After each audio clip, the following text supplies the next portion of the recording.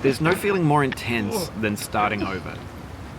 If you deleted your homework the day before it was due, as I have, or if you left your wallet at home and you have to go back after spending an hour in the commute. If you won some money at the casino and then put all your winnings on red but it came up black. If you got your best shirt dry cleaned before a wedding and then immediately dropped food on it. If you won an argument with a friend and then later discovered that they just returned to their original view. Starting over is harder than starting up.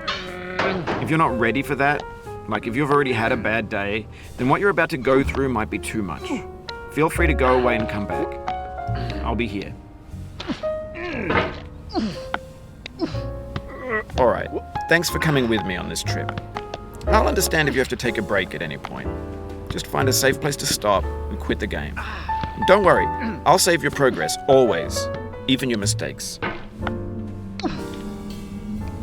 This game is a homage to a free game that came out in 2002, titled Sexy Hiking. The author of that game was Jazzuo, a mysterious Czech designer who was known at the time as the father of B games. And B games are rough assemblages of found objects. Designers slap them together very quickly and freely, and they're often too rough and unfriendly to gain much of a following. They're built more for the joy of building them than as polished products. In a certain way, Sexy Hiking is the perfect embodiment of a B game. It's built almost entirely out of found and recycled parts, and it's one of the most unusual and unfriendly games of its time. In it, your task is simply to drag yourself up a mountain with a hammer. And that act of climbing, in the digital world or in real life, has certain essential properties that give the game its flavor. No amount of forward progress is guaranteed. Some cliffs are too sheer or too slippery. And the player is constantly, unremittingly in danger of falling and losing everything. Anyway, when you start Sexy Hiking, you're standing next to this dead tree that blocks the way to the entire rest of the game. It might take you an hour to get over that tree, and a lot of people never got past it. You prod and you poke at it, exploring the limits of your reach and your strength, trying to find a way up and over. And there's a sense of truth in that lack of compromise. Most obstacles in video game worlds are fake. You can be completely confident in your ability to get through them once you have the correct method or the correct equipment or just by spending enough time. In that sense, every pixelated obstacle in Sexy Hiking is real.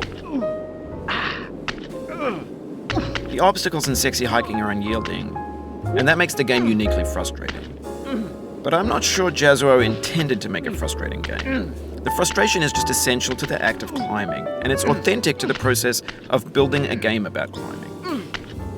A funny thing happened to me as I was building this mountain. I'd have an idea for a new obstacle, and I'd build it, test it, and it would usually turn out to be unreasonably hard. But I couldn't bring myself to make it easier. It already felt like my inability to get past the new obstacle was my fault as a player rather than as a builder. Imaginary mountains build themselves from our efforts to climb them, and it's our repeated attempts to reach the summit that turns those mountains into something real. When you're building a video game world, you're building with ideas, and that can be like working with quickset cement. You mold your ideas into a certain shape that can be played with, and in the process of playing with them, they begin to harden and set until they're immutable, like rock. And at that point, you can't change the world, not without breaking it into pieces and starting fresh with new ideas.